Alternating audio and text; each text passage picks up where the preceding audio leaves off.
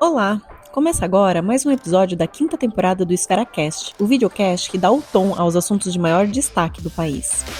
A partir de agora, você acompanha um bate-papo que contou com a participação dos governadores do Pará, Helder Barbalho, e do Amapá, Clécio Luiz. Em pauta, os investimentos para a COP30 prevista para o ano que vem em Belém. Costumamos sempre falam muito sobre nós sem nós. Chegou o momento de falarmos sobre nós. Preservação e desenvolvimento não são antagônicos. A entrevista é conduzida pelo jornalista Márcio Gomes, apresentador do CNN Prime Time.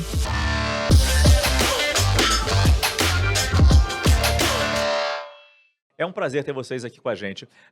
Governador Helder, o senhor disse agora no debate que nós jamais seremos líderes industriais, militares, mas sim ambientais. Temos tudo para ser uma liderança mundial em meio ambiente.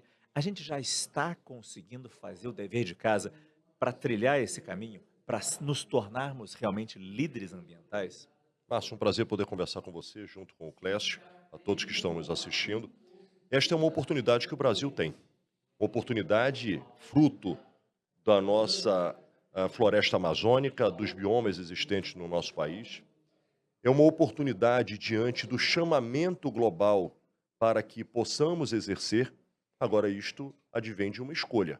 O Brasil quer fazer da sua riqueza ambiental a oportunidade de liderar esta agenda e fazer um chamamento para soluções baseadas na natureza, que possam fazer do nosso meio ambiente a geração de uma nova economia, a geração de oportunidades que gerem desenvolvimento social, para que possam equilibrar a preservação com o desenvolvimento sustentável.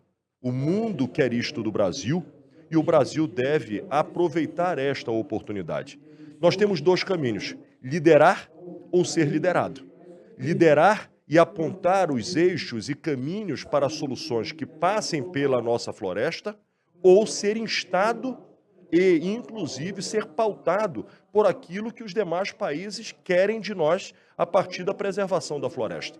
Portanto, o nosso desafio é fazer a escolha, fazer um chamamento ao planeta. Esta é uma solução que passa pela Amazônia, mas deve ser uma grande mobilização nacional, e nada melhor do que ser sede da COP no ano que vem, em Belém, na floresta amazônica, para que este pacto possa ser um divisor dos desafios do presente, apontando as soluções do futuro. O governador Helder fala do equilíbrio entre a exploração e a preservação.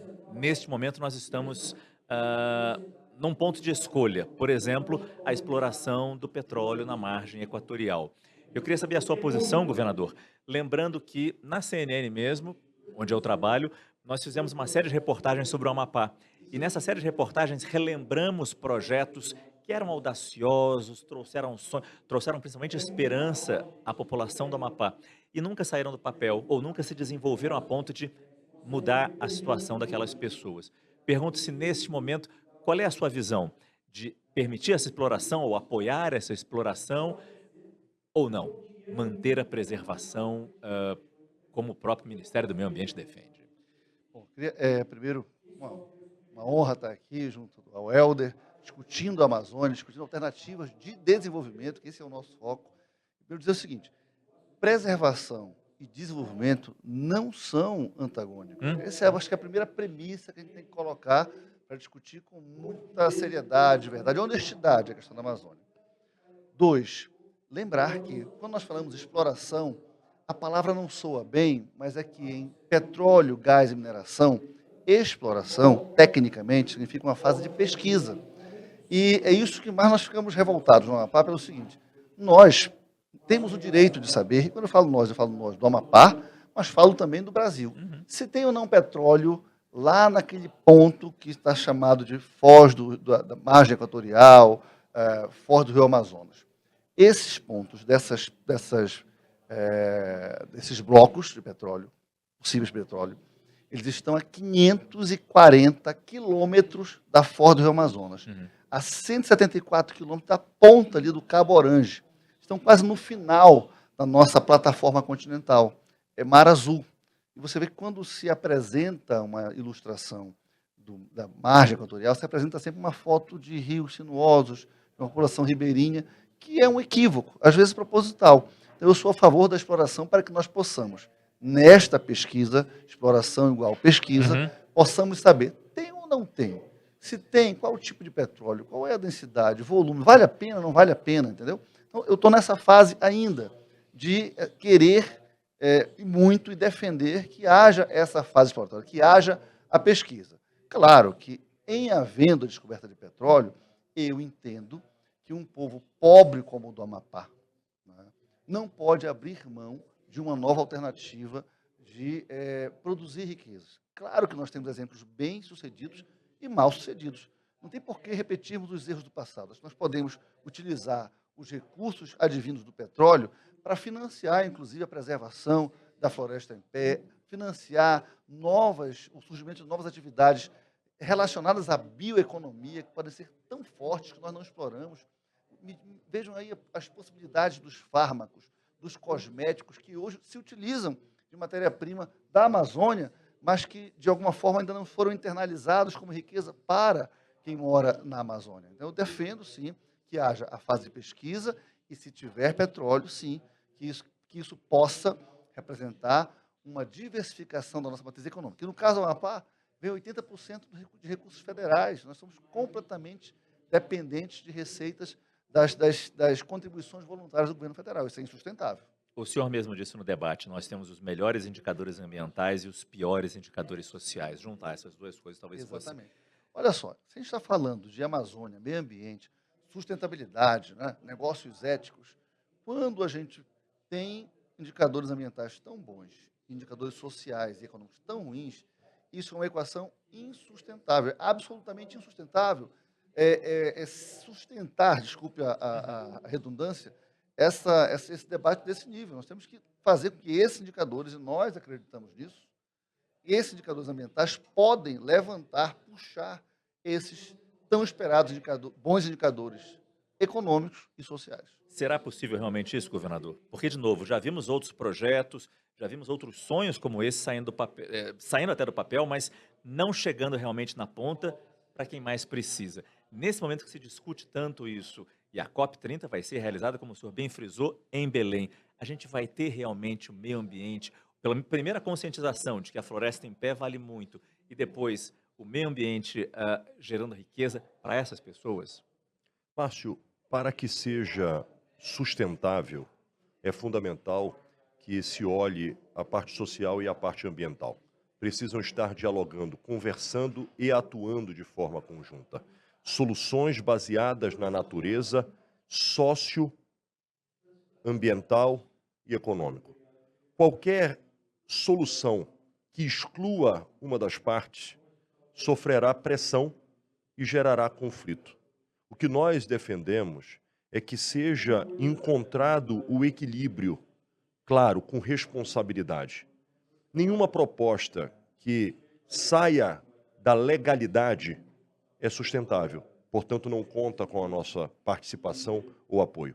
O que nós queremos é que, neste momento em que as urgências climáticas chamam o mundo para um novo olhar, para o financiamento climático, para encontrar soluções de redução das emissões, surge a oportunidade, porque somos nós que podemos gerar estas soluções. E nós temos que aproveitar para que isto seja inclusivo. Nós não podemos perder a oportunidade de liderar esta agenda. Costumamos sempre falam muito sobre nós sem nós. Chegou o momento de falarmos sobre nós. Falarmos aquilo que pensamos, aquilo que queremos e como devemos fazer para olhar pelas pessoas e cuidar do meio ambiente. E já está sendo planejada na COP essa, digamos, participação de todos realmente nos debates, nos encontros, para essa fala ser ouvida realmente por todos e o mundo? Será a maior mobilização social da história das COPs. Eu não tenho dúvida. A participação dos povos indígenas, dos povos quilombolas, dos povos das cidades.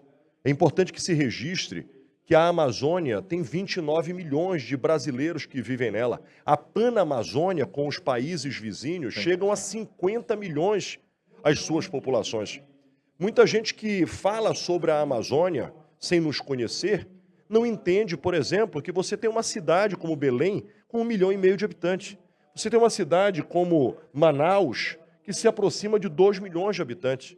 Portanto, são as realidades de um mosaico de gente que está nos rincões da Amazônia, nas florestas, nos povos indígenas, na margem dos rios, mas gente que está nas cidades. Portanto, nós temos que fazer este grande chamamento e, acima de tudo, eu volto ao início da minha fala. O Brasil não pode perder a oportunidade de ser o líder ambiental para fazer uma convocação ao planeta. Nós podemos ser a solução. Vamos encontrar soluções baseadas na natureza para que a preservação ambiental seja a solução para os problemas históricos, sociais que nós vivemos na nossa região. Governador, já está quase acabando o nosso tempo, mas nós temos aqui perguntas que eu tenho feito para todos os nossos entrevistados, perguntas de bate-pronto. Eu começo com o governador Clécio. Qual é o grande desafio do Brasil hoje? É conciliar mesmo a preservação com o desenvolvimento, é criar modelos que possam, com a nossa diversidade cultural, a nossa diversidade de possibilidades econômicas, juntar o que hoje parece dissociado e não é. Isso na verdade, um discurso falso. Você falou, olha, os projetos, os grandes projetos que foram prometidos e que não entregaram. É porque eram modelos de enclave, eles vinham importados de fora para dentro e, obviamente, fracassaram. O que nós estamos propondo é usar toda a diversidade de possibilidades econômicas que nós temos na Amazônia, que são muitas.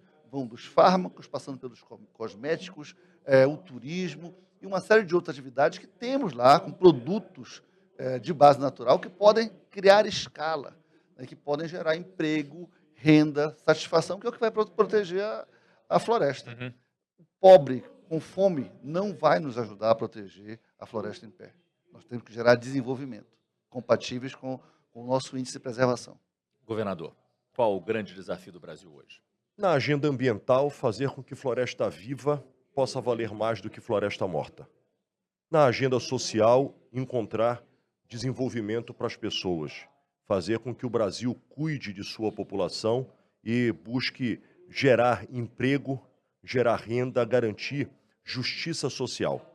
E, claro, isto passa por uma estruturação da economia para que o Brasil possa ter previsibilidade, segurança jurídica, estabilidade institucional e econômica. E que isto tudo possa gerar uma concertação em favor das populações. E nós, como amazônidas, olhando por aqueles irmãos e irmãs que estão, neste momento, nas cidades, no campo, na floresta, nos rios, e aguardam serem enxergados para que nós possamos fazer a Amazônia ser ouvida, ser vista e construir um amanhã melhor aos povos da floresta. Em qual setor da economia o senhor investiria agora? Investiria em bioeconomia, em economias oriundas da natureza, E o senhor? baseadas na natureza. Bioeconomia com foco nos cosméticos, nos fármacos, em produtos que a natureza nos dá hoje que não tem escala. Nós precisamos dar escala, porque a gente agrega valor, aí sim, você gera emprego sustentável, emprego verde, como queiram chamar, empregos éticos, preservando, porque essa indústria depende da preservação da floresta viva. E a floresta viva depende do homem, da mulher, da família que está lá embaixo da copa das árvores, estarem satisfeitos, se sentirem nesse projeto de horizonte. Né? Esse é um grande desafio. E acho, Márcio, me permita, Claro. dentro desta agenda de futuro da economia do Brasil, o mundo necessita neutralizar as suas emissões. E a captura de carbono é a grande oportunidade para dar escala nesta solução de neutralização das emissões. E nós temos a maior floresta tropical do mundo. Portanto, nós temos que garantir com que a captura de carbono seja uma nova economia para pagamento de serviços ambientais, para monetização dos povos indígenas, dos povos que vivem na região, e com isto nós possamos gerar escala a uma nova economia. Temos um mecanismo, mas não conseguimos monetizar isso ainda, ou não ficou claro como monetizar isso ainda. Governador Clécio, para terminar, perguntar isso para 2 governadores é perigoso. Se fosse presidente do Brasil, qual seria a sua prioridade na sua agenda? Essa agenda ambiental puxando a agenda econômica e a agenda social, sem dúvida nenhuma. Nós precisamos nos desenvolver, nós precisamos gerar negócios sustentáveis. Eu falo isso, mas é claro que eu estou focado no Amapá, estou focado em diversificar a matriz econômica e tirar a nossa economia dessa condição de ser completamente dependente do contra-cheque ou dos repasses voluntários da União. Então, eu penso o Brasil a partir do nosso quintal, só que eu sei que nós temos que ter uma linguagem universal. A linguagem da preservação é universal, a linguagem dos negócios que geram empregos é uma linguagem universal também, é nisso que nós estamos focados.